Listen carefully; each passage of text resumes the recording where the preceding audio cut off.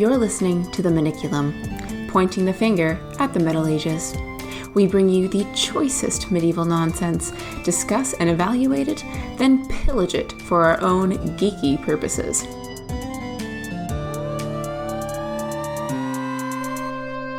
Happy Thanksgiving, everyone. Yes. Normally, I refuse to observe Thanksgiving because something about commemorating a episode of genocidal colonialism by over-consuming resources just seems wrong. That's fair. I still traditionally celebrate Thanksgiving.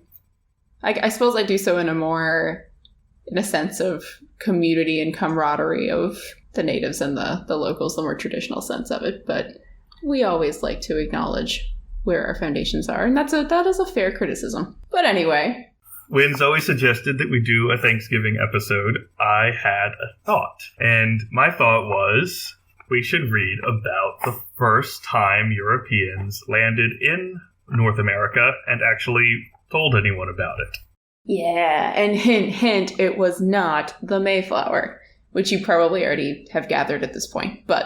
Especially since the Mayflower was well after Christopher Columbus, who everyone knows about also. Yes, true. But over 400 years before Christopher Columbus... Before both of those. There was an abortive attempt to colonize North America by the Norse. Yeah. But apparently no one outside the northwestern corner of Europe really got the message. And so people forgot there was a continent over there. I like that.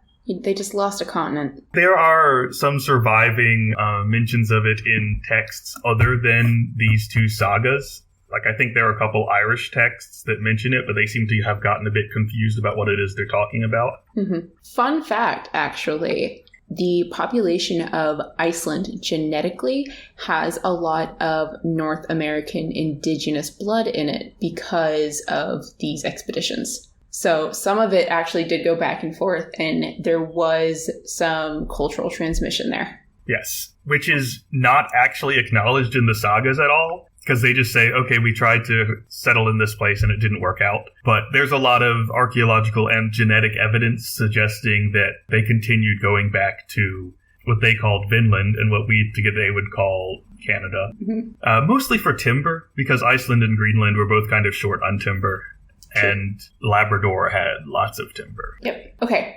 Now, preliminary question before you jump into this. Were you ever told in school that Christopher Columbus was not the first European to go over to, quote-unquote, the New World? Yes. Okay, so that was still taught. I don't know if it's still taught, because I was taught about, these early Viking explorers, but it was like a footnote, which is basically how all of American history is, addresses anything before Christopher Columbus is a footnote, which is a tragedy. When I was in third grade, I dressed up as Leif the Lucky for a school presentation. That's amazing! And when I was in 9th or 10th grade, I forget which, I got in an argument with my world history teacher about whether or not Vikings had reached the New World before Columbus, because he was convinced they hadn't. Oh, that's sad. Boo. Oh, come on, man. Apparently, this stuck in his mind, because when he had my little sister in his class 3 years later, he brought it up to her. Oh, no. I mean, positively. I think he liked that I was willing to challenge him, but... Okay. All right. We'll give him props for that. Yeah. All right, but anyway. Oh, and another thing that I was taught in my schools, because I went to a pretty good public school district, was that saying Columbus discovered the New World is bullshit, because there were people already living there, regardless of Vikings. Yep. Very true. We did not talk about the genocide. Yeah. We did, but it's one of those touchy subjects you have to be very careful about. You have to be very respectful in terms of how you approach it. I don't know about your public schools, but every public school system I've been involved with is a little beholden to propaganda. That's fair. See, I attended a variety of schools in my youth, and I only spent 1 year in the public school system. You forget that I was homeschooled. I do forget that you were homeschooled. I was one of those kids. Because, of course, there aren't schools in Alaska. It's all just snow. And polar bears. Just snow. Well, see, that's also one of the better things about public schools in Alaska is a lot of the population is still Native Indigenous people. So you can't really skip over that because that culture is still very, very much alive. So even though it's different tribes, it's the same like ethnic people group that were here before European settlers came in. So it's more difficult to skip that over. Man, if Alaska weren't so cold, it would sound like a nice place to live. Oh, I know. It's great. Oh, yeah. Beholden to patriotic propaganda, as you would expect from any institution that requires everyone to pray to the national flag every morning, which I assume you got to avoid. I did get to avoid. Yeah, it was very strange to me that there was no uniform, but we had to say the Pledge of Allegiance every morning. Because I was used to wearing a uniform and being able to speak however I wanted as long as it was respectfully. We didn't have to do the whole pledging thing. It's real weird. It's real weird. It's real weird that we do that. Anyway, before we get on too much of a tangent. That's fair. That's fair. I think it makes sense traditionally, but we need to be aware of what that tradition is. Yes. I'm all for patriotism, and I'm all for respecting the flag and respecting our country. But that does not mean that we do not criticize and we do not comment upon our nation's history. That would be the difference between patriotism and nationalism. Yes. The latter of which is what most people who call themselves patriots are actually beholden to. So with that lovely disclaimer about Thanksgiving... Yes, let's pull my crazy leftist politics out of everything and go into the Saga of Erik the Red. Woohoo! Alright, so this is one of two sagas that both cover basically the same events, which is Erik the Red's family trying and failing to establish a settlement in Canada, probably in Newfoundland, because that's where they've actually found Viking remains. That makes sense. So, okay, and correct me if I'm wrong, because my brain might be conflating these two people. There was Leif Erikson, and then was his son Erik the Red, or were they... Am I mixing that up? As the name Leif Erikson might imply, his father is Erik the Red. Okay, gotcha. That makes a lot more sense. My third grade brain was coming back there. I was like, wait, hold on a minute. Yes. Right. The other one is called the Saga of the Greenlanders. I picked this one instead for a reason, but now I don't remember what the reason was. So we'll find out as we go. Okay. Oh, and I'm using an 1880 translation by someone called J. Sefton, which I have modified in bits because of some archaizing and anglicizing that I didn't like. Fair enough. I've got to give it to the Victorians in the sense that they did a lot of wonderful translation, but they really, really edited it for content a lot of times. Yeah, we could do better translation now, but translation is out of fashion, which is a shame because it's what I'd love to do with my time. Are you being serious or facetious? Serious. That's entirely valid. I've been told by many people who are currently successful in academia that it's considered out of touch to do new editions and translations instead of scholarship. Are you serious? Yeah. That's an old-fashioned thing. It's out of vogue. I highly disagree with that statement. I mean, why do you think there aren't that many new translations? Oh, but how do you think that scholarship gets written? People aren't going back and translating the entire text themselves to write new scholarship. No, they're relying on these translations. There's very few academics who are masters of whatever language that they're working in. No, we need more translations. Wouldn't it be amazing if we had a translation of the Leech book that wasn't what was that written in? That was still the 1800s, wasn't it?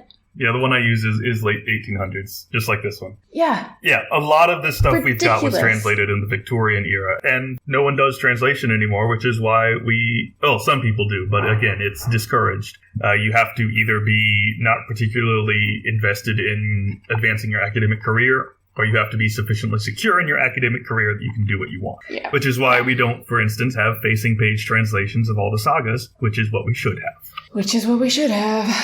Oh, dear. Well, that is two graduate students who would like to improve the field. So those of you who are in power in academia and listening and want to make a positive change, I heartily encouraging people to make translations. Yeah, and if anyone out there with money wants to give me a fellowship or something to spend some time translating the Faroese ballads into English, hit me up. That would be amazing. Yeah. I know, it needs to be done. Oh There's my no gosh. English translation. That would be amazing. There's so much that hasn't been translated that I would love to sit down and translate. Or so much marginalia. Like, my thing is marginalia. I would love to sit down and go through the marginalia of texts and compare what different manuscripts have for different marginalia. Like, if you have 2 manuscripts with Geoffrey of Monmouth's History of the Kings of Britain, what do these different manuscripts have as marginalia? And what does that tell us about the people who were using those manuscripts? Because it's going to be culturally different, and I would love to study those differences. There's so much scholarship that could be done, but is not being done because people who want to do it just don't have the funds or the support from their academic institution. Yeah. And it breaks my heart. It really does break my heart. Well, it's because I think another part of it is we've kind of gone past the era where being in academia meant being kind of a monastic keeper of knowledge, and now you're mostly just an auxiliary to the bureaucratic arm of the university. Of the university. Yeah. My biggest complaint about universities is the bureaucrats. Yeah. Like, you need administration, but the money, in my opinion, just gets circled around in a big loop through the administration and does not get to the scholarship that actually needs to be done. Again, pull out some crazy leftist politics. There is a definite parasitic element to bureaucracy and administration, both in academia and elsewhere. And I would suggest... I don't think that's not even leftist. That's just obvious. Well, I can't tell the difference anymore. But it's going to get leftist because I'm going to recommend that people read David Graeber, who was an anarchist anthropologist who actually only died like a month ago. Oh, interesting. He published a few books on this subject. Okay. Well, for those interested, I will add that to the reading list because I am unfamiliar with this text. I would recommend The Utopia of Rules, which is his critique of bureaucracy, and Bullshit Jobs, which is an investigation into why there are so many jobs that don't do anyone any good, but that are highly paid. Oh, I completely agree with that. See again, from a more libertarian perspective, like, that makes total sense to me. Like, yeah, there's so many jobs that don't need to exist that exist in terms of bureaucratic nature. Like, just get rid of them. Yeah. We don't need them. You don't need a third assistant to the regional manager. It's just there to feed the regional manager's ego. See, this is what we need to do. We need to get well-thinking professors and grad students and, some undergraduates and create a new university. Yes. Just create a whole new system. And we will hire one bureaucrat whose job it is to make sure we don't go broke and nothing else. There we go. That's all we need. Yes. All right. So again, like, here's us thinking we could save the world, which we are not remotely capable of doing by ourselves. No. But, neither is anybody else. I mean, by the time we got this set up, climate change would have destroyed civilization anyway. We've got, 10 years? 15? We're so hopeful in 2020. Oh, man. Anyway, let's jump back to... we're 15 minutes in, and I still haven't gotten to the text. Oh, man. Oh, that's what this show's all about, folks. All right. Anyway, yes. Okay. So let's actually get to the text.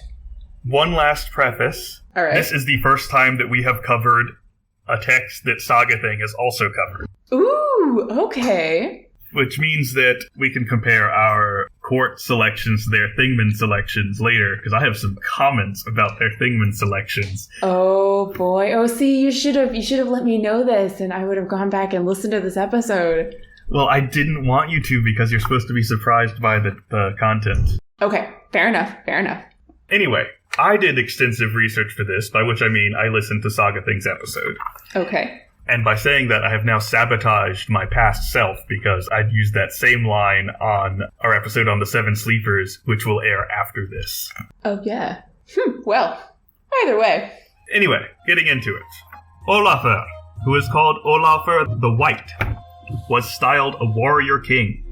He was the son of King Ingjald, the son of Helgi, the son of Olafur, the son of Guthred, the son of Halfdan Whiteleg, king of the Uplands. Oh, hang on, to interrupt you. Do we know what the Uplands are? It's part of Norway. Is this like the far north where the Sami people are? I have no idea. Oh. I don't know where in Norway. That'd be interesting to know. Do you think I could Google it? Yeah, sure, go ahead. I'm just curious, because I really enjoy Sami culture and learning about that, so It's an ancient name for the agricultural lands and forest regions to the north of Oslo. So it's not that far north. But anyway, that's the uplands. He led a harrying expedition of Vikings into the west and conquered Dublin in Ireland and Dublinshire. Shout out to Dublin over here. Yeah, there's actually some really interesting Viking memorabilia, and there's actually a lot of remaining Viking culture over here in Ireland. Yeah, a lot of people forget that Dublin was a major Viking city for a long time. Oh, yeah. Well, Dubliners don't forget because we've got these big, beautiful statues of long ships everywhere, which I really enjoy. Well, I mean ignorant Americans. Yes, fair enough. And Dublinshire, over which he made himself king. He married Oither the Deep-Minded, daughter of Kettle Flatnose, son of Bjorn the Ungartered, a nobleman from Norway. I love these names. I know, I love these it's names amazing. so much. Okay, what's the term for these types of titles? I normally just hear them called nicknames. No, but you could also say epithet. Is it just an epithet? I thought there was a different term for it. Like a so-and-so, the so-and-so. Yeah, my Google search is not... I am not using specific enough language for my search query. Anyway, I'll try and come back and find that. We can edit future Zoe in later. Yeah, let's do that. Anyway, he married Oither the Deep-Minded, who comes up in a lot of the sagas. She's like a matriarchal figure. Oh, okay. Was this because she practiced Seafood? No. Oh, okay. Because she's not allowed. She's very Christian. Fair enough. So she's deep-minded because she's just really wise. Yeah, she's a wise woman. Huh. She's a major figure in the settlement of Iceland because of this. Makes sense. Anyway, their son was named Thorstein the Red. Olafur fell in battle in Ireland, and then Oither and Thorstein went into the Hebrides. There Thorstein married Thorid, daughter of Eyvind the Easterling, sister of Helgi the Lean, and they had many children. In case you haven't caught on, this saga, like most sagas, starts by explaining the context of the person they're going to be talking about, which usually is a couple generations of their exploits of their ancestors. And that's incredibly important to this culture because knowing where you come from establishes who you are and what your family line is. And I mean, this still goes on. I know this is a prominent cultural thing in Iceland is you need to know who your family is. Well, in Iceland, I think it's at least partly so you don't end up marrying your cousins. That's also true. There's not that many people. There's some genetic homogeneity there that they need to deal with. Yeah. It's also interesting because that is that's another common theme in Hebrew culture. So if you look at the Old Testament and the traditional Hebrew texts, there's a lot of genealogies there because you need to know who you come from and what heroes are in your lineage because that also establishes who you're supposed to be. That's an interesting cultural difference between sort of what we see in modern Western culture, I'll say, and more traditional forms of naming and self-identification is you are not who you are who your family is. Right. For the people who wrote all of these sagas, just starting right in with the person the saga's about would be like jumping in the middle of the story. You need the context of who their family is. Mm-hmm. So, Thorstein, who is the son of Olafur and Audr, became a warrior king and formed an alliance with Earl Sigurd the Great, son of Eystein the Rattler. They conquered Caithness, Sutherland, Ross, and Moray, and more than half of Scotland. Over these, Thorstein was king until the Scots plotted against him, and he fell there in battle. So we're just doing the whole world tour. Yes. Oither was in Caithness when she heard of Thorstein's death. Then she caused a merchant ship to be secretly built in the wood, and when she was ready, directed her course out into the Orkneys. There she gave in marriage Thorstein the Red's daughter, Grau, who became mother of Greylather, whom Earl Thorfinn Skullcleaver married. Again, these names are so cool. Side note, just because I love this name is that I can't remember his first name. I think it was like Ingvaldi or something. But he went down in history as the plagiarizer. That's pretty good. Like Ingvaldi the plagiarizer. Like how many hundreds of years later and you're still known as being the guy who plagiarized something. Oof, man. I should start doing that to my students. If I catch them plagiarizing, I should just start referring to them as John the Plagiarizer and all. Oh my gosh. I would probably get fired. I was going to say, I don't know if that's like actually allowable in the teaching community, but that I would don't think it is. I think that would be one way to curb plagiarizing, I think. It's probably not. Back before I did all my comments in Word's track changes system, there was a lot of political mutterings in the educational community about whether or not we were allowed to use red pen to mark up papers. Oh my gosh, are you serious? Because it seems too aggressive. Ugh. To be fair, my mother always used purple, just because she thought it was a nicer color than using red. I like using red. That's why I know about this argument, because people kept going like, you're not supposed to use red. It looks mean. And I'm like, oh my gosh. It contrasts well with the black. It does contrast well. See, it's stuff like that where, like, come on. Just use red. Or just, like, pick a color that you like. If it's red, let it be red. Well, mine were usually more of a burgundy because I like that color, but that's a whole different thing. Oh, yeah. Anyway. Afterwards, Oither set out to seek Iceland, having 20 free men in her ship.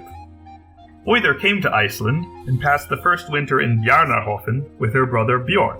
Afterwards, she occupied all of the Dale country between the Dogradara and the Skraumuhlaupsa. By the way, I'm surely butchering these names, but it's closer than my French, I'll tell you that. And dwelt at Fam. She had prayer meetings at Krossholar, where she caused crosses to be erected, for she was baptized and deeply devoted to the faith. Very Christian. No either of them. Mm-hmm. There came with her to Iceland many men worthy of honor, who had been taken captive in Viking expeditions to the west, and who were called bondmen, which is basically just a nice way of saying she also had slaves. Yeah. Checks out. One of these was called Vifilt. He was a man of high family, and had been taken captive beyond the western main, and was also called a bondman before Oither set him free. And when Oither granted dwellings to her ship's company, Vifilt asked why she gave no abode to him like unto the others. Oither replied that it was of no moment to him, for, she said, he would be esteemed in whatever place he was as one worthy of honor. She gave him Vifilsdalar, and he dwelt there and married. His sons were Thorbjorn and Thorgir, promising men, and they grew up in their father's house. That's an interesting... Yeah. That's some, backstory that will come up later. Very cool. And for context, let's just set out what Viking slavery looked like, especially as compared to sort of the American picture of slavery. That's right. Well, for starters, Viking slaves were usually just people they defeated in combat or captured from villages or something. There was not to describe it in the most distressing terms, there was not a breeding program. Mm-hmm. And there was not as much of a racial divide either. It really didn't matter where you came from. If you were a prisoner of war, you were a prisoner of war. And a lot of times you would have a higher degree of quote unquote freedom to pursue your own household and your own your own habits, what you wanted to do, insofar as you got the work done that needed to get done. So you were not a free man. You did not have property rights. You did not have anything like that whatsoever.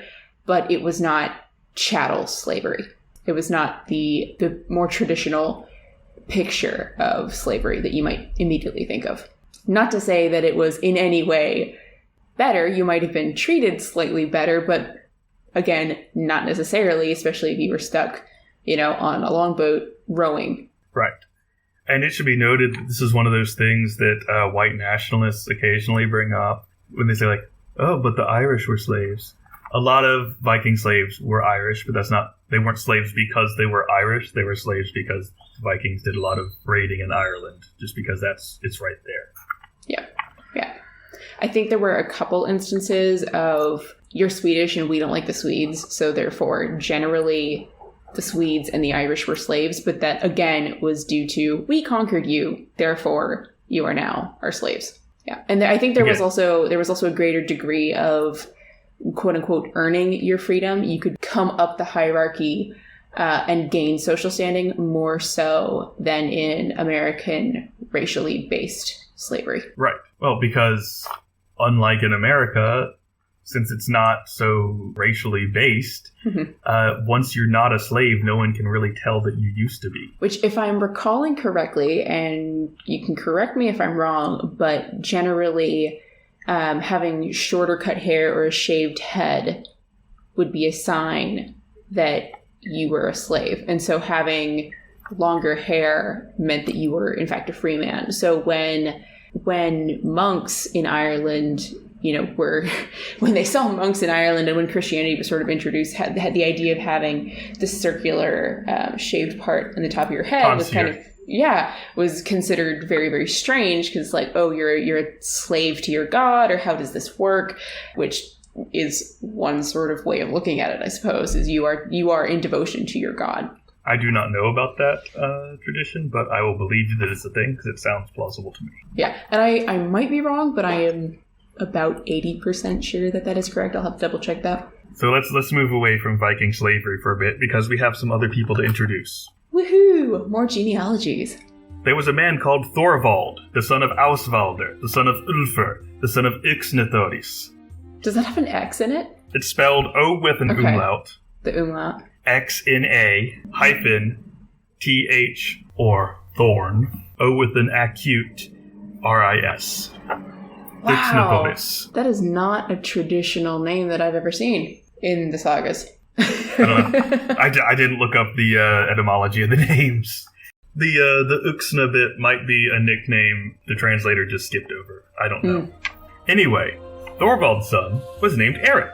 Father and son moved from Jadar, which is, I assume, in Norway, to Iceland. Would you like to guess why Erik and his father had to move to Iceland? Did they kill somebody? You are partially correct. Oh.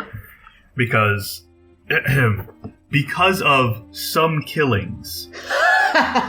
Yes. The reason I said you were partially correct is because you said they killed somebody. They killed somebodies. They killed quite a few people. Oh, boy.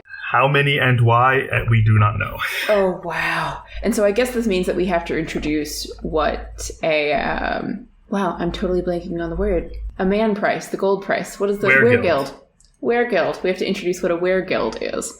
So, weregild, were meaning man, like werewolf, is a man-wolf. So a weregild is a man price. So if you kill somebody, you have to pay the family back in gold based on that person's worth. And that's established in law codes, blah, blah, blah. And it's like, wow, you're putting a price on somebody's head. It's like, wow, like you're really diminishing the value of human life. Well, yes and no. It was an advancement in that the fact that you're actually able to provide justice by paying recompense is a higher form of justice than there was. So it's very different from how we conceptualize justice, but in this culture, it would be fair play. If you killed somebody, you had to pay the family for killing that person. So that's what a weregild is. And if you didn't want to pay the weregild, you would do what these guys are doing, and you would flee. Yes. And there's a conversation to be had, and maybe a paper to be written. I might have to do this at some point. Ooh. About compare and contrast between the Norse and English and just generally Northern European system of weregild and the modern leftist idea of restorative justice as opposed to punitive justice.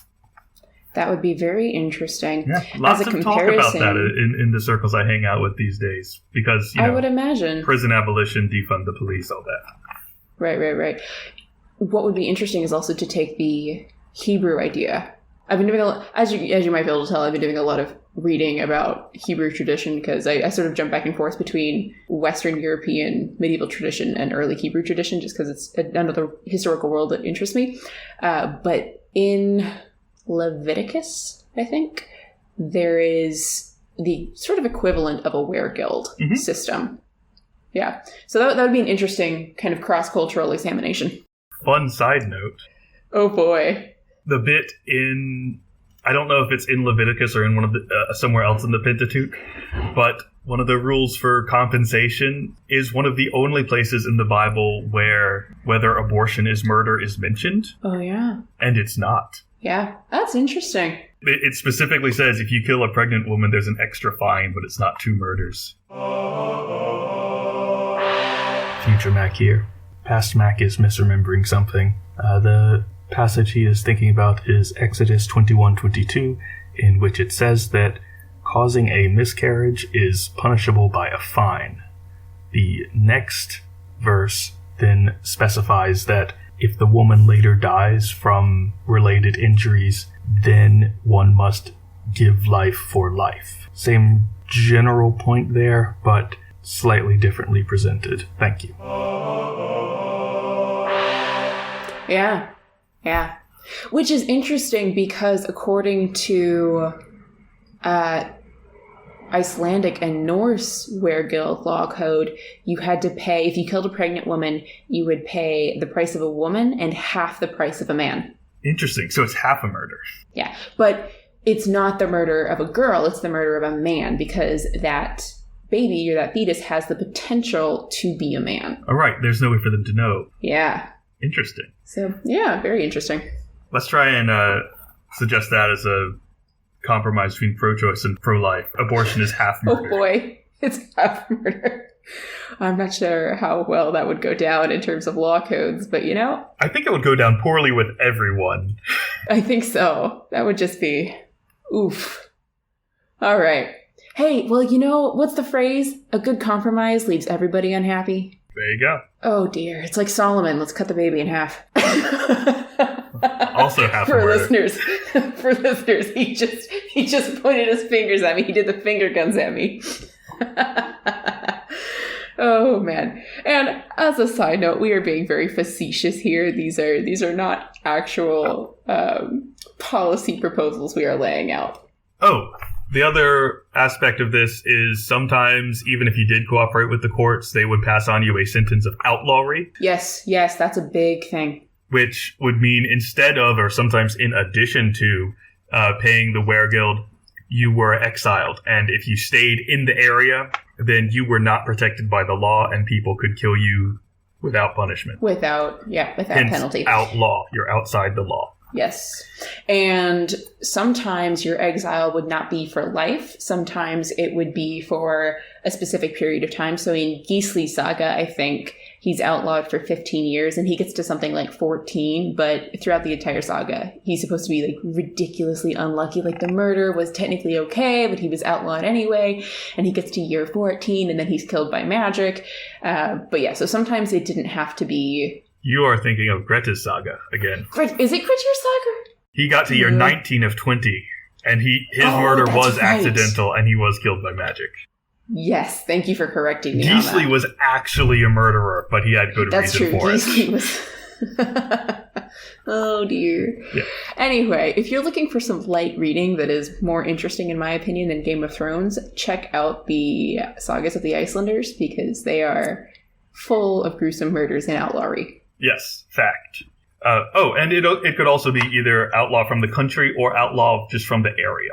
Because sometimes you've got district outlawry, which basically means, okay, you can't stay here, but you don't have to leave the country. You just have to go to the next district over. Yeah. Anyway, it is unclear, again, whether Erik and his father are leaving because they have been outlawed or they're just fleeing punishment in general. But they occupied land in Hornstrandir and dwelt at Drangr. There, Thorvald died, and Erik then married Fjodhild, daughter of Jorund, the son of Ulfr, and of Thorbjorg the Ship-breasted. Hang on. The Ship-breasted. Yes, there's a reason I paused there. I wanted to make sure that name landed. How does that work? This woman is very well endowed. Oh, like a long ship. Yes. She, there was some discussion of this in Saga Thing because she won their best nickname prize for the saga. I would say so. That's impressive. So this makes me think of a long ship. It's got the prow down the middle and then both sides kind of come out and then curve around. Oh. I was just thinking it was they just protruded so far that it reminded people of the front of a ship, and they're like, oh my god, there's something coming towards us.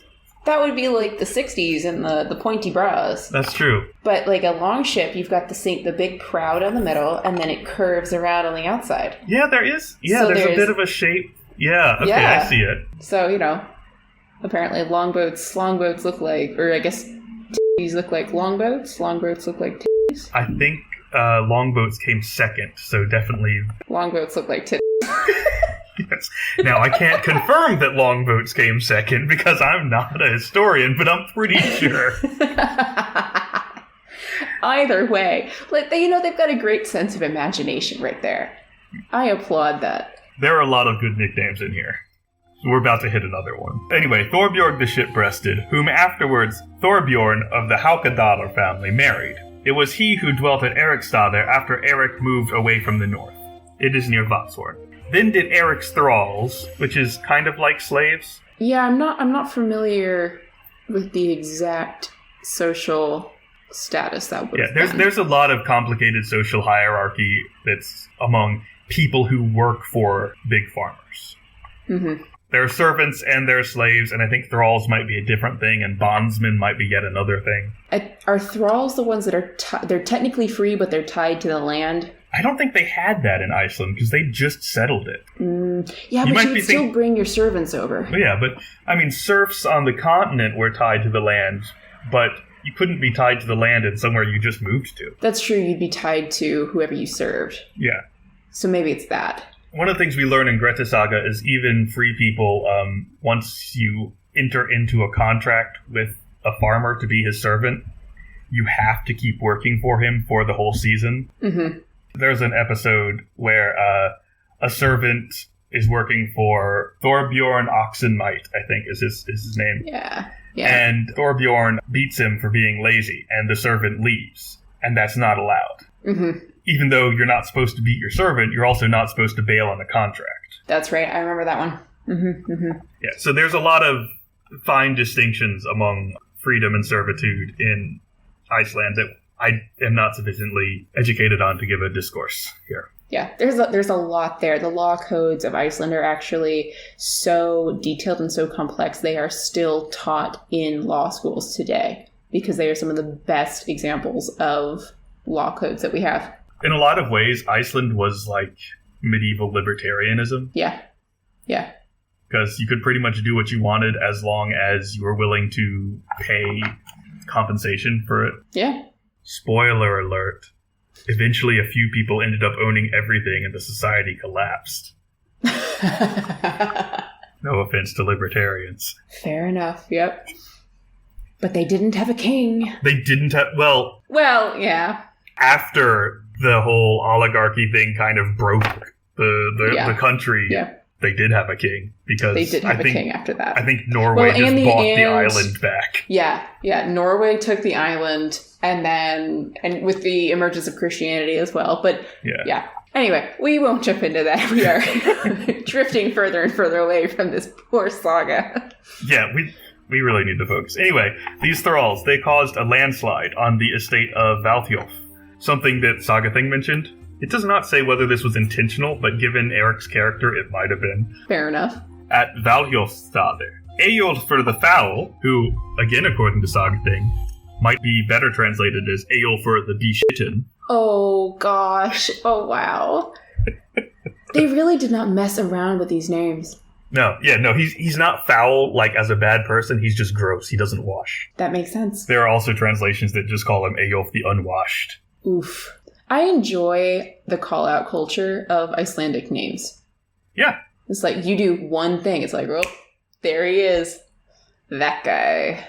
Yeah, there's one character who's called Thorstein Staffstruck.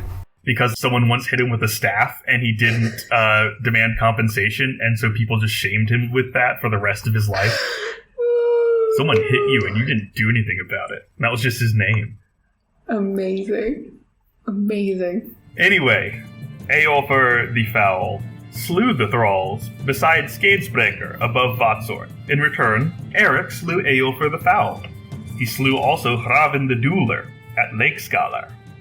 Gerstin and Odor of Yorfi, kinsmen of Eyjolfur, were found willing to follow up his death by a legal prosecution. And then was Erik outlawed from Haukadalr. He occupied then Broki and Yxni and dwelt at Tradir in Suðri the first winter. At this time did he lend to Thorgest pillars for seat stocks. Afterward Erik removed into Yxni and dwelt at Erikstaðir. He then claimed his pillars back, and got them not. Then went Erik and fetched the pillars from Bredabalstaðir, and Thorgest went after him. They fought at a short distance from the Hayard at Dranger, and there fell 2 sons of Thorgest, and some other men. After that... A lot of killing. A lot of killing. Another thing the Saga thing folks bring up is that it is unclear whether the name Erik the Red refers to the color of his hair or the blood on his hands. Yeah, that's a good point. That's a very good point. After that, they both kept a large body of men together. Styr, aka Killer Styr, gave assistance to Erik, as did Eyjolfur of Svini, Thorbjorn Vifilsson, and the sons of Thorbrand of Altafjörður. Note that we've now got people from that first bit coming back in, the Vifilssons. Yes. But the sons of Thorður Bellower, as also Thorgir of Hittardal, Aslak of Langadal, and Ildugi his son, gave assistance to Thorgest. Erik and his people were outlawed at Thor's Nest Thing. All right. Ooh, okay, you have to explain what a thing is for people who are not familiar. Because we're not just talking about, like, oh, they had a thing. Right. Thing is basically Icelandic for parliament. Yes. And they still have it. Mm-hmm. It's still called the Thing. I love that. What a great term. Yeah. Or what was it, like the thing moot? Could be, yeah. The thing moot. I think there was another specific term for that. Hang on. While Zoe looks that up, how it worked in medieval Iceland was that each region had its own thing, which was like a gathering of everyone to settle whatever legal disputes were abroad in that season. And then there was the All Thing, which was when people from all parts of Iceland came together to do the same. So the thing moot refers to, like, the thing mound, the location, the place where you have the thing. The regional thing at Thor's Nest outlaws Erik apparently from the whole island. He prepared a ship in Eriksvagar, and Eyjolfur concealed him in Dimunarvagar, while Thorgest and his people sought him among the islands. Erik said to his people that he purposed to seek for the land which Gunnbjorn, son of Ulfr the Crow, saw when he was driven westward over the ocean and discovered Gunnbjarnarsker. Greenland is where he's going. Makes sense. That is not what Gunnbjarnarsker means, but for anyone curious to know what it does mean, scare, in this context, is cognate with modern English scary, Skerry, and shares basically the same meaning. It's a sea rock, usually one that is exposed at low tide and covered during high tide. So, Gunnbjarnarsker just means Gunnbjorn's Rock. It's not a very impressive name. Greenland is a better name, and we will discuss where that came from in a bit. Just to give people some context, we're not to the New World yet. Depending on whether you count Greenland as part of Europe or part of America, or neither. Or both. He promised that he would return to visit his friends if he found the land. Thorbjorn and Eyjolfur and Styr accompanied Erik beyond the islands. They separated in the most friendly manner, Erik saying that he would be of the like assistance to them if he should be able so to be, and they should happen to need him. Oh, I just really like that it notes that they left each other in a friendly manner, because that is not a guarantee in the sagas. No, and it is almost always noted when groups of people part, whether or not they part as friends. Yes. Because parting as friends kind of means there's an obligation to help each other out, and parting not as friends means that there might be murders afoot. Yep. The sagas don't hide anything from you. They just build up the anticipation of knowing that something's going to go wrong. And also, one impression you get is that medieval Iceland has a lot in common culturally with the Wild West. Yeah, it does. It really does. Another tangent. We're currently reading Grettir Saga in Dr. Hughes' Old Norse translation course. Oh, yeah. I love that saga. And the bit we just did, Grettir comes back from Norway to find that he's been outlawed and his brother has been killed and his mother is in danger of losing her farm, so he has to go fight some people so she can keep it. And I feel like that would fit right into a Western. Oh, completely. Completely. We should just rewrite all the Western movies in Iceland, and we need to take all the sagas and make them Westerns. That'd be great. It's like the samurai movie thing. Like a lot of the samurai movies are based on Westerns and vice versa. Mm-hmm. It's the same thing. We have the same cultural tropes. Anyway, then he sailed oceanwards under Snæfellsjökull and arrived at the glacier called Blauserker. Thence he journeyed south to see if there were any inhabitants of the country. He passed the first winter at Eriksey, which means Erik's Island. I'm sure he named it himself. Good on him. Near the middle of the western settlement. The following spring, he proceeded to Eriksfjord and fixed his abode there. During the summer, he proceeded into the unpeopled districts in the west and was there a long time, giving names to the places far and wide. The second winter he passed in Eriksholm, off Varpsknufer, and the third summer he went altogether northwards to Snæfell and into Hrafnsfjörður. Considering then that he had come to the head of Eriksfjörður, he turned back and passed the third winter in Eriksea, before the mouth of Eriksfjörður. Okay. So he's just exploring everything, and everything's named after him. Yes. Now afterwards, during the summer, he proceeded to Iceland and came to Breiðafjörður. This winter he was with Ingolf at Holmlater. During this spring, Thorgest and he fought, probably because Erik's not supposed to be in Iceland. Or possibly he got lesser outlawry and the sentence is now over. Because 3 years is, I think, the standard. During the spring, Thorgest and he fought, and Erik met with defeat. After that, they were reconciled. Okay. Yeah, very short. That's as close to a happy ending as we're ever going to get. In the summer, Erik went to live in the land which he had discovered, and which he called Greenland, because, said he, men will desire much the more to go there if the land has a good name. Oh, wow. Yeah, that's really the reason it's called Greenland, is it's an advertising ploy. That's amazing. Because there was always that joke that the Vikings were like, oh yeah, we'll call Iceland, Iceland, so no one comes here, and we'll call Greenland, Greenland, and so everyone will go there. But that's basically what it was. Yeah, and Iceland is called Iceland because one of the early settlers saw ice in the water when he was leaving because he decided he didn't like it there, and the name just stuck. Amazing. For how many centuries? I love it. Yeah, it's coming on 11, 12 centuries? A long time. A long time. Thorgir Vífilsson married, so we're back to those guys from the first bit, and took to wife Arnora, daughter of Einar from Laugarbrekka, the son of Sigmund, the son of Ketil Thistle, who had occupied Thistlesfjörður. The second daughter of Einar was named Halveig. Thorbjorn Vífilsson took her to wife, and received with her the land of Laugarbrekka at Hetlisvöllr. To that spot Thorbjorn moved his abode, and became great and worshipful. He was the temple priest, and had a magnificent estate. Thorbjorn's daughter was Gudfriðr, the fairest of women, and of peerless nobility in all of her conduct. There was a man named Ormur, who dwelt at Arnarstapi, and he had a wife who was named Haldís. He was a well-to-do franklin, or wealthy farmer, a great friend of Thorbjorn, and Gudfriðr lived at his house as his foster child for a long time. There was a man called Thorgir, who dwelt at Thorgirsfjall. He was mighty rich in cattle, and had been made a freedman. He had a son whose name was Einar, a handsome man, well-mannered, and a great dandy. Einar, at this time, was a traveling merchant, sailing from land to land with great success, and he always passed his winter either in Iceland or Norway. Now, after this, I have to tell how that one autumn, when Einar was in Iceland, he proceeded with his wares along Snæfellsnes with the object of selling. He came to Arnarstapi. Ormur invited him to stay there, and Einar accepted his invitation, because there was friendship between him and Ormur's people, and his wares were taken into a certain outbuilding. There he unpacked his merchandise, showed it to Ormur and the housemen, and bade Ormur take therefrom such things as he would. Ormur accepted the offer, and pronounced Einar to be a goodly gallant traveller, and a great favourite of fortune. When now they were busy with the wares, a woman passed before the door of the outbuilding. Einar inquired of Ormur who that fair woman might be passing before the door. I have not seen her here before, said he. That is Gudfriðr, my foster daughter, said Ormur, daughter of Thorbjorn the Franklin, from Laugarbrekka. She must be a good match, said Einar. Surely she has not been without suitors who have made proposals for her, has she? Ormur answered, Proposals have certainly been made, friend, but this treasure is not to be had for the picking up. It is found that she will be particular in her choice, as well as also her father.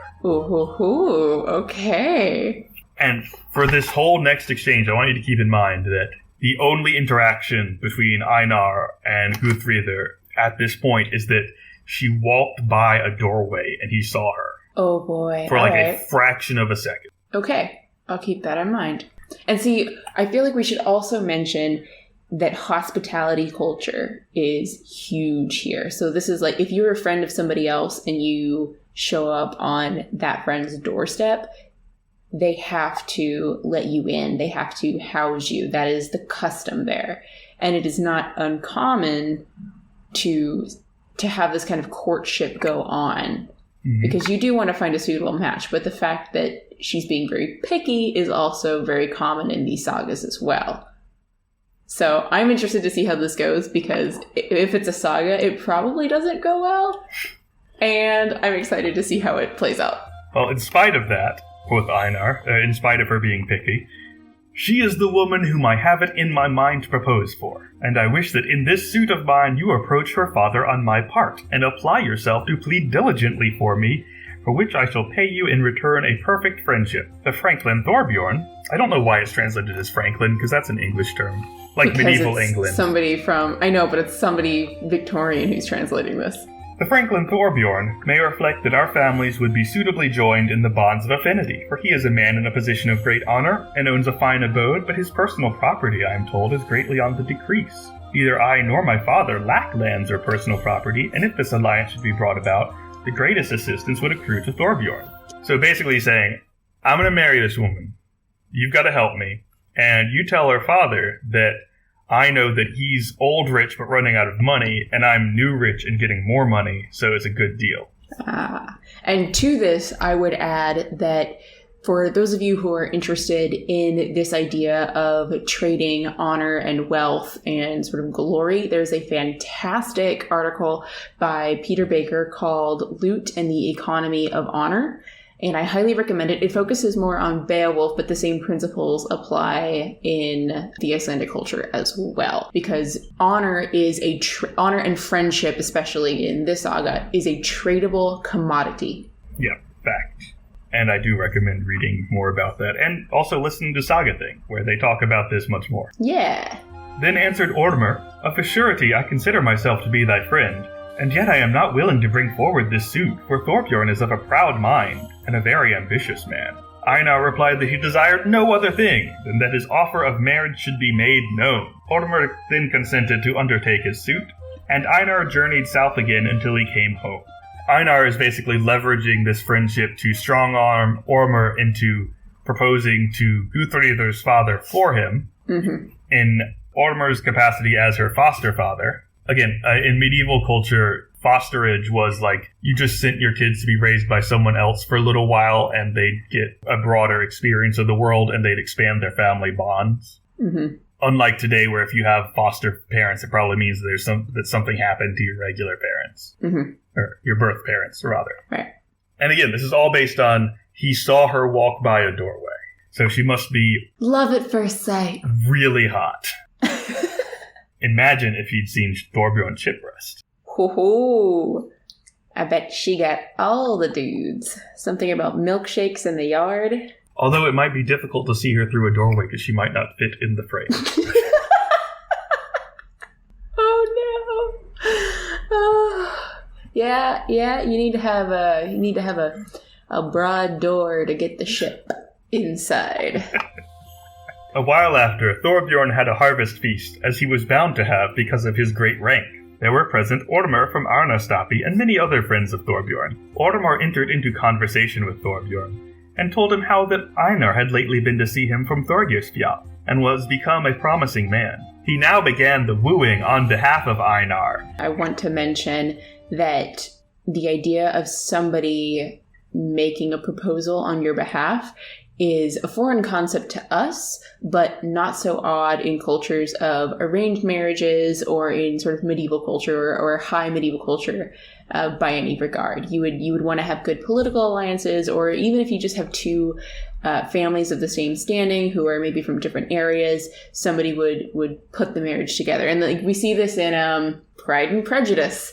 Like, you want to have a good match. So this is a very traditional way of arranging a marriage. So it seems really weird because he saw this girl and he's like, yeah, now you go propose on my behalf. But this is a very common way of doing this.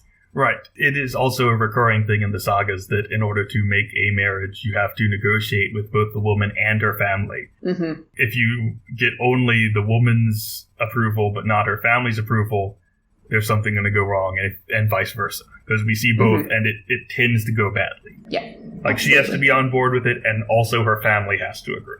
Not legally, but just like, it doesn't work out well if you don't do that. Yeah. And women in sort of Viking, Icelandic, Scandinavian medieval culture had more rights than you might see in later high medieval culture. And I also think that's very important to recognize, because a lot of times you think of the medieval woman sort of being stuck at home, working the farm, whatever. But in Viking culture, they actually had more rights than, say, in French medieval culture at the same time. Yeah. Well, I think a lot of it is just because we're not talking noble women. Yeah. Yeah, true. He now began the wooing on behalf of Einar and said that an alliance between the families would be very suitable on account of certain interests. There may arise to thee, Franklin, great assistance in thy means from this alliance. Money. Yeah. But Thorbjorn answered, I did not expect the like proposal from thee, that I should give my daughter in marriage to the son of a thrall. Because, remember, even though Einar is both free and prosperous, it does matter who your family is, and his family were servants, or thralls, or whatever that means. Right. And so thou perceivest that my substance is decreasing. Well, then my daughter shall not go home with thee, since thou considerest her worthy of so poor a match. So, in case the deliberately archaic speech that the translator has chosen confused anyone, basically Thorbjorn is so offended by this that he cuts off the fosterage relationship. Not good. No, very bad. Then went Ortimer home again, and each of the other guests to his own household. And Guthrither remained with her father, and stayed at home that winter. Now in the spring, Thorbjorn made a feast to his friends, and a goodly banquet was prepared. There came many guests, and the banquet was of the best. Now at the banquet, Thorbjorn called for a hearing, and thus spake, Here have I dwelt a long time. I have experienced the goodwill of men and their affection towards me, and I consider that our dealings with one another have been mutually agreeable. But now do my money matters begin to bring me uneasiness, although to this time my condition has not been reckoned contemptible. I wish, therefore, to break up my household before I lose my honor, to remove from the country before I disgrace my family. So now I purpose to look after the promises of Erik the Red, my friend, which he made when we separated at Breiðafjörður. I purpose to depart for Greenland in the summer, if events proceed as I could wish. These tidings about this design appeared to the guests to be important, for Thorbjorn had long been beloved by his friends. They felt that he would only have made so public a declaration that it might be held of no avail to attempt to dissuade him from his purpose. Thorbjorn distributed gifts among the guests, and then the feast was brought to an end, and they departed to their own homesteads. Basically, Thorbjorn really does have money problems, so he probably shouldn't have turned down that marriage. So instead, he's liquidating all his assets and moving to Greenland to start over. Move to a new country, start your life. It's called Greenland. Must be nice. Yeah, obviously. Thorbjorn sold his lands and bought a ship which had been laid up on shore at the mouth of the Hraunhalfen. 30 men ventured on the expedition with him. There was Orner from Arnarstapi and his wife, and those friends of Thorbjorn who did not wish to be separated from him. Then they launched the ship and set sail with a favorable wind. But when they came out into the open sea, the favorable wind ceased, and they experienced great gales, and made but an ill-sped voyage throughout the summer. In addition to that trouble, there came fever upon the expedition, and Ortimer died, and Haldis his wife, and half the company. Ooh. So this is not a new thing for transatlantic travel. Yeah. There is a long history of getting sick, getting ill, dying on transatlantic travel. It's a long way to go, especially in a seafaring vessel that's that small. Yeah, and that's something that comes up a lot in this story, is the hazards of these long ocean voyages. Because, most of the trips you see Vikings making are, I say Vikings, Viking is a profession. The Norsemen, most of the trips you see Norsemen making are from Scandinavia to Iceland to the British Isles, or along the rivers of continental Europe. Mm-hmm. Going out into the open ocean is a whole other thing. Yeah, seafaring voyages is a huge thing. And fun fact, that is actually the opening premise of the Vikings TV series. Is the very first season is okay, there's land over the ocean, and they're speaking of Iceland at this point, I think. The idea is we should go that direction, and everybody's no, there's nothing there. And the chief character, Ragnar Lothbrok, is no, there is. I need a good seafaring vessel. So that's interesting. Also, fun fact about the ocean. The oceans have different... Yeah, yes, the oceans have squid. They also have dead zones, because they all have currents, right? So the reason that Ireland is so relatively warm and wet as compared to like Newfoundland and Canada on the same, is it longitude? Latitude on the same latitudinal level is because of these ocean currents. So we get the streams.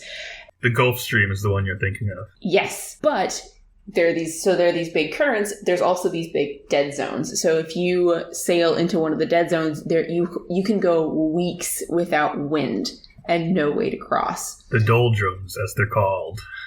Yeah. So I'm wondering if maybe they didn't get caught in a dead zone because they're talking about these big gales, but I'm wondering which currents they encountered. I think it'd be interesting to try and map that out. I think, and see, this is where I get really excited about mixing the sciences and the humanities. I would love to see an interdisciplinary study about, okay, which routes did they take? How did we develop these routes? Did they figure out these routes to get over to Iceland and the new world, quote unquote? Did they figure these out during this period? Was it later? I would love to see that sort of research go on. But anyway, that's another tangent. There have been some efforts to map out these routes, but I don't know how extensive they are, so maybe this is a paper you can work on at some point. Yeah. Oh, and while we're having a digression, let's remind everyone that this is during the early part of the medieval warm period. So everything we say about Greenland, remember that Greenland is warmer then than it was for most of history, having only become warmer in recent years for completely different reasons, not related to the natural rise and fall of climates. Anyway, for a few hundred years, Northern Europe was warmer than usual. Yep. And so Greenland is at its most hospitable to continental European lifestyles as opposed to indigenous lifestyles at this point, which is why they can have settlements there. Yep. So just keep that in mind when we talk about what living in Greenland is like at this time. This is as good as it gets. Yes. Then the sea waxed rougher, and they endured much toil and misery in many ways, and only reached Herjolfsnes in Greenland at the very beginning of winter.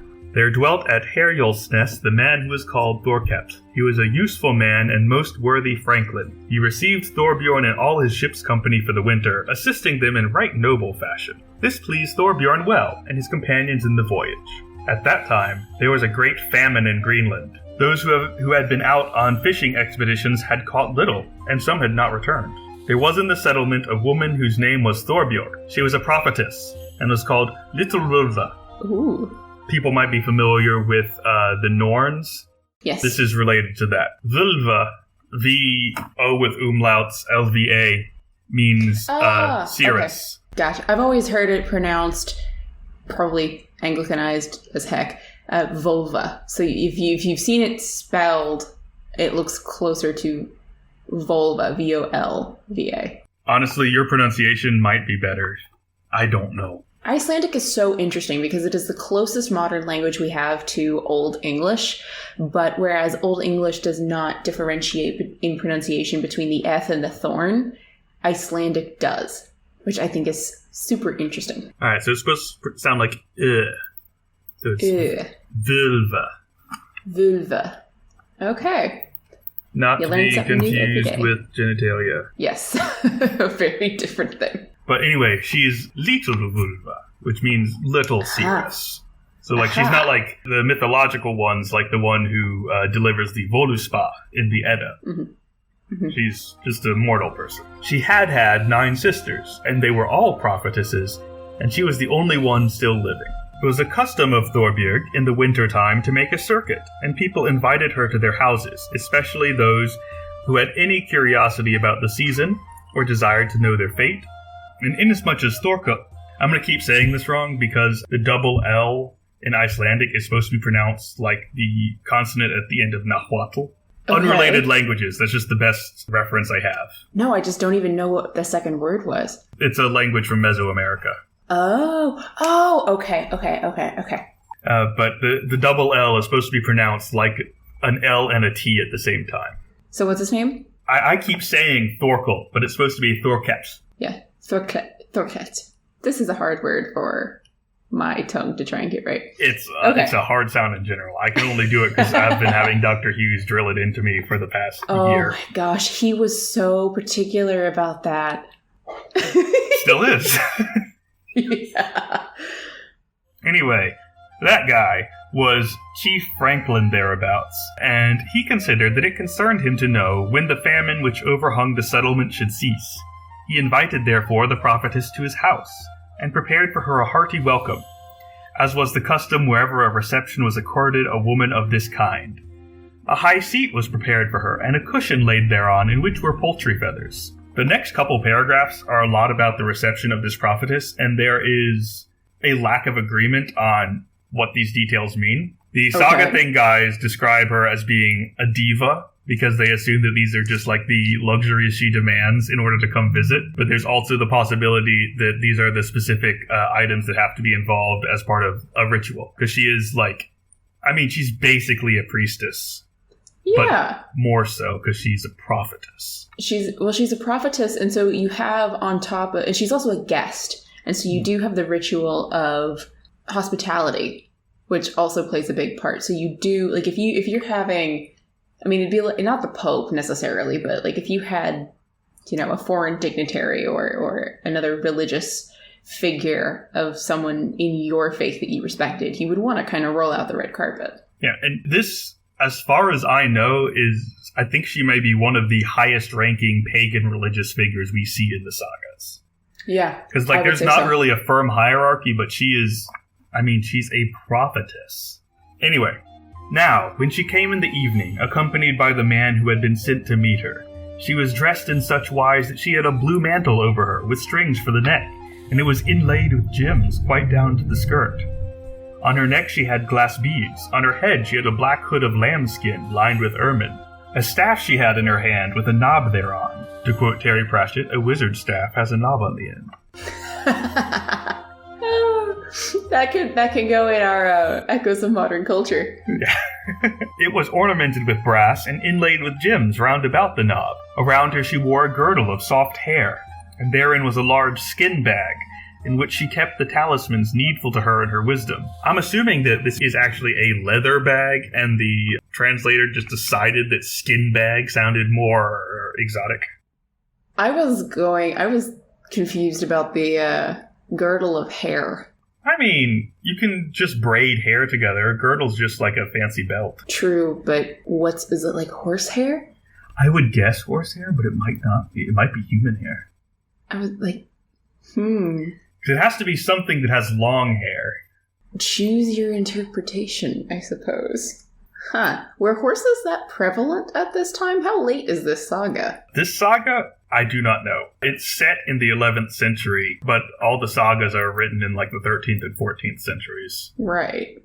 I don't know if I'd try and, I certainly wouldn't lug a horse all the way to Greenland, but if it's just a horsehair girdle, then that makes sense. I don't think this is, this is not locally produced material. The Greenland settlement was basically just, they exported walrus ivory and imported everything else. It's a little colony. I'm going to see if I can find the original word that's used to describe what this girdle is made of and see if that helps. All right, yeah. Future Mac might come back with that. Okay, no worries. Future Mac here. I've spent the last half hour looking into this, and I think I know less than when I started. If you know, please tell me. Otherwise, I don't have the time to keep trying to figure this out unless I'm turning it into something to publish.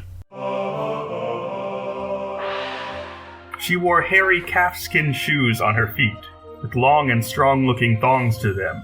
That probably makes sense to any Australian listeners we might have, but for American listeners, bits of leather. The ties, the strings. It's a flip-flop, yeah. Yeah, in Australia, thong means flip-flop, which is closer than... But we're talking leather strings here that hold her shoes together.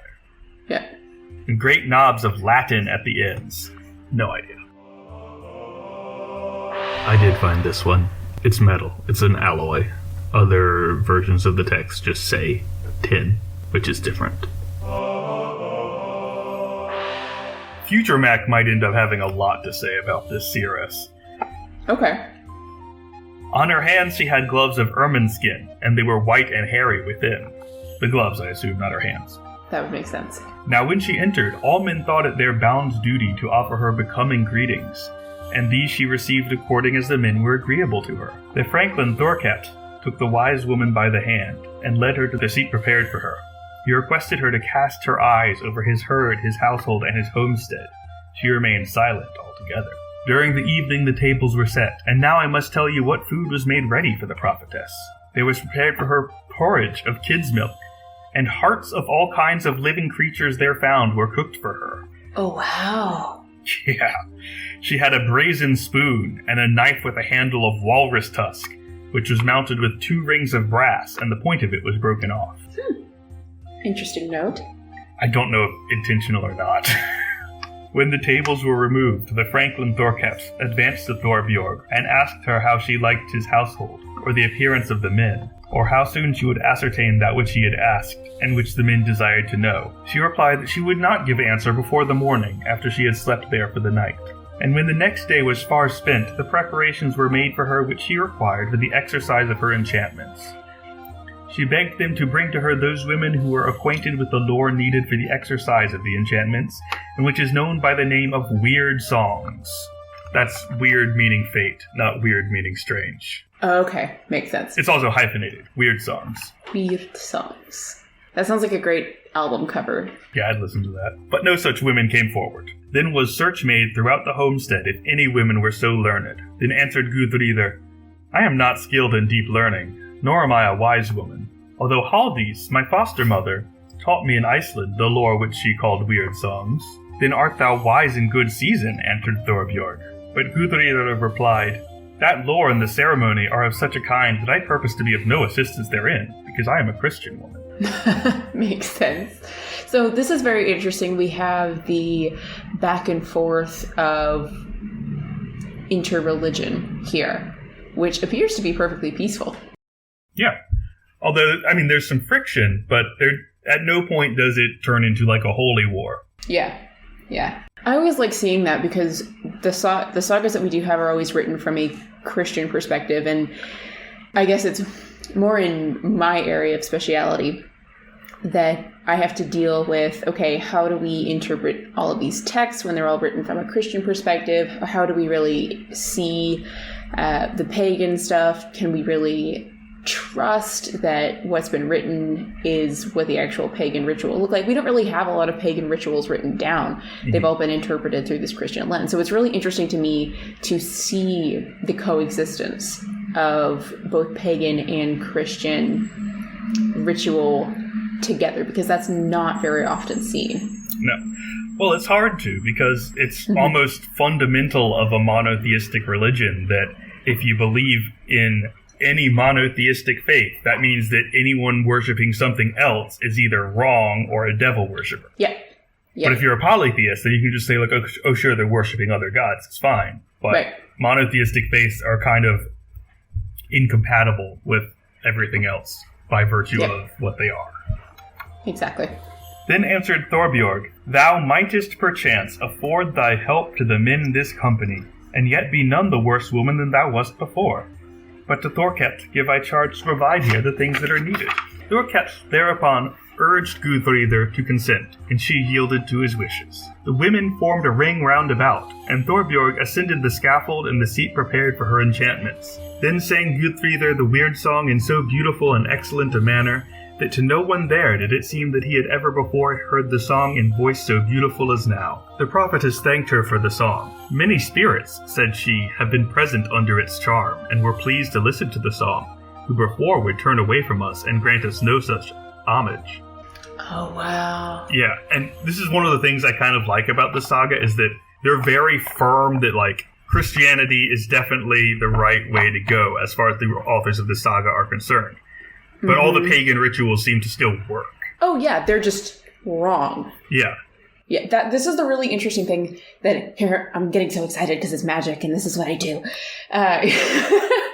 What's really interesting to me is that from a modern perspective, even people of faith, like Christians, will say, like, oh, yeah, God's up there, but also, like, magic doesn't exist. It's not a real thing. Like, miracles, sure, but we don't have common ritual practices that we do. Like, we would look at, for instance, what's in a leech book, and we'd be like, yeah, that seems like a magic spell, and that's not really gonna work.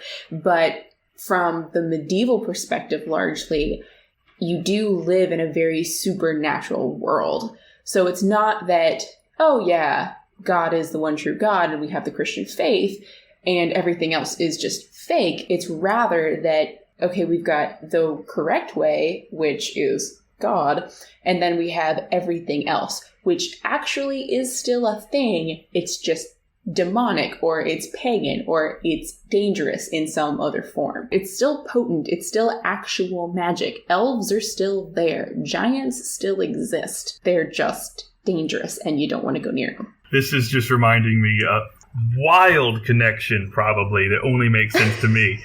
But I'm thinking of that Star Trek episode where Dr. Crusher has an epiphany and goes, I'm fine, it's the universe that's wrong. Oh, wow.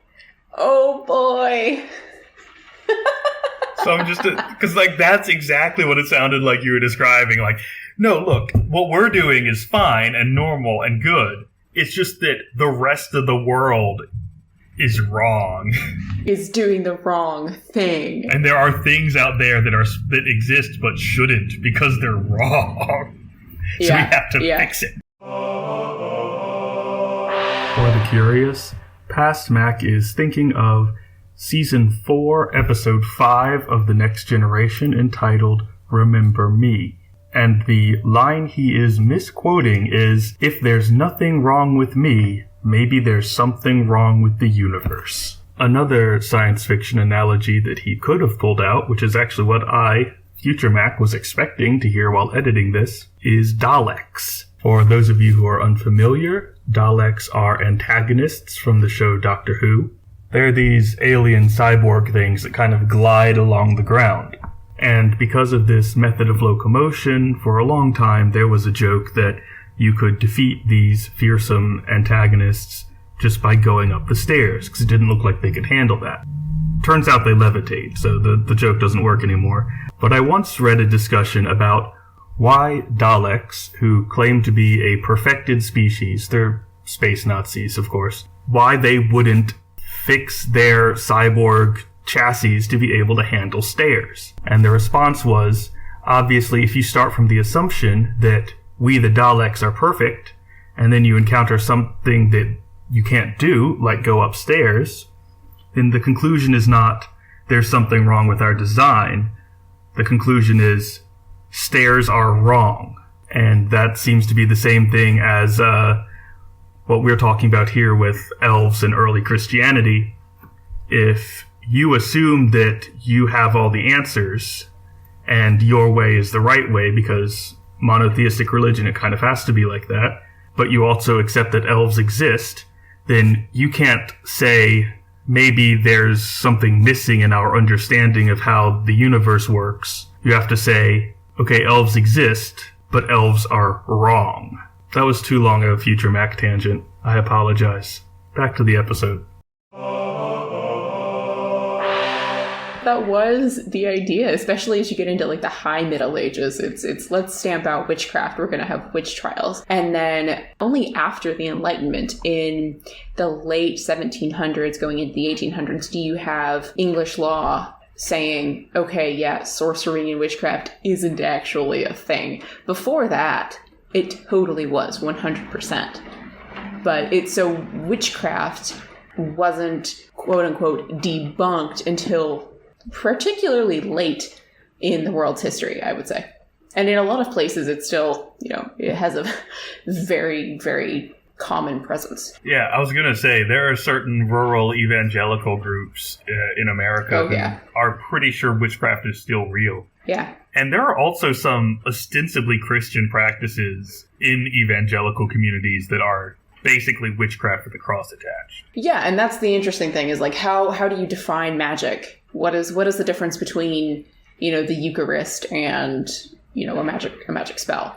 And that's something that's very interesting that I'm studying at present. And, there's also rites of, like, for instance, voodoo magic. Or I just read about some witch trials that are going on in Papua New Guinea. And that's still an active thing. Like, witches are still being burnt. Do they burn them in Papua New Guinea? Yep. There's still a couple places around the world where witches are still, or people who are accused of being witches, both male and female, young and old, are still actively being killed. Yeah, I was going to say, I was pretty sure in the Pacific Islanders, witches were more often male than female. It's a completely different tradition. Yeah. But anyway... Yeah. Back to this prophetess who is being appreciated rather than, attacked. Right, yeah. Alright, so the prophetess is speaking. She's happy there are spirits. She thanks Gudrunir for the weird song.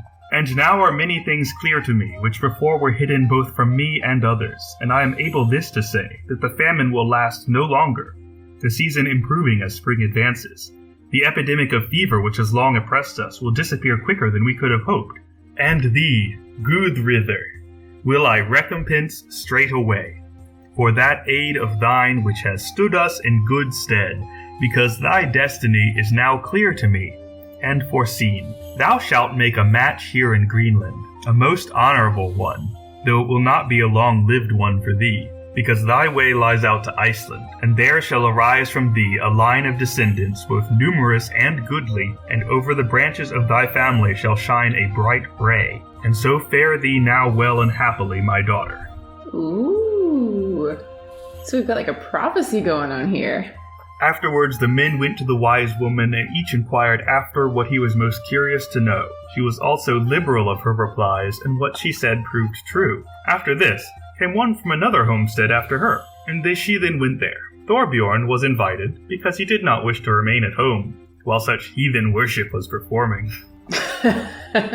The weather soon improved when once spring began, as Thorbjorn had said. Thorbjorn made ready his ship, and went on until he came to Brattahlid. Erik received him with the utmost cordiality, saying he had done well to come there. Thorbjorn and his family were with him during the winter, and the following spring, Erik gave to Thorbjorn land at Stockness, and handsome farm buildings were there built for him, and he dwelt there afterwards. That's the end of... This is split up into very short chapters. That is the end of Chapter 4, and in Chapter 5, we actually meet Leif the Lucky. Okay. Boom. Oh, so that's a really great stopping point. Also, just about halfway through. Perfect. So this is our preface. I guess this is our prefacing Thanksgiving episode. So I guess we'll save all of our ratings? Yes. Well, since we're not doing our final bits in this section, then I will just say Happy Thanksgiving to everyone if you choose to celebrate Thanksgiving. And even if you don't choose to celebrate Thanksgiving, just as a good daily ritual, this is something that my mom has been getting me to do, and it's actually been really helpful. Just name something you're grateful for. Just 3 things that you're grateful for. And here we go. Yeah. All right. So in the spirit of the season, I am grateful for you, and I am grateful for the podcast that we've built up. And I am also grateful for our listeners who support us. And yeah. Thank you for listening to The Maniculum. For more geeky editions, or to see our sources and notes, check out our blog, Marginalia, at themaniculumpodcast.com. You can also join our Facebook group, The Maniculum Podcast, to join in on discussions about all things medieval. And feel free to reach out. We're on Twitter, at Maniculum, and on Instagram, at Maniculum Podcast. We'd love to hear from you. And special thanks to Sandra Boyle, who created the music for our show. Check out her project, Sugar Glass, on Spotify.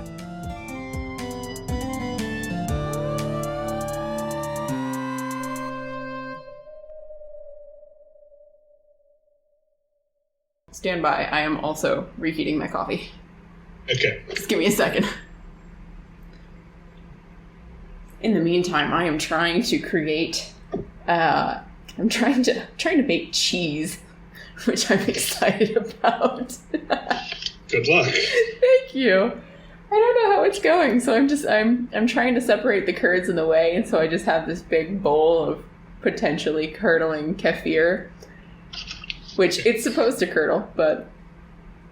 Make sure to hang on to the whey. The sagas also teach us that fermented whey makes a great drink when you're fishing, and you can hide in it to avoid a burning house. That is true.